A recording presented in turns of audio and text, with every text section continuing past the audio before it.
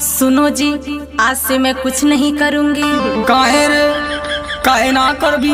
क्योंकि नैहर से मैं पढ़ाई करके आई हूँ। अरे पढ़ाई करके आई है तो क्या हुआ? मुझे ये पता ही नहीं था कि तू है अनपढ़ रे। मुझे लगता है तू नैहर से ही है मन बढ़ रे। मैंने जी जान से मैके में बस पढ़ाई की। अरे तूने डिग्री लिया बस झगड़ा और लड़ाई की। देखो अब मुझसे चूल्हा चौका ना कराओ तुम। देखो पढ़ने का रोब मुझको ना दिखाओ तुम। मेरे माँ बाप ने किस घर में मुझे बांट दिया। मेरा घर तूने 2 हिस्सों में आके बांट दिया। तुम्हें इस बात का प्रमाण दिखाना होगा। तुम्हें कुछ दिन में ये गोबर भी उठाना होगा। तू है अनपढ़ गवार, तू गोबर उठा जाके।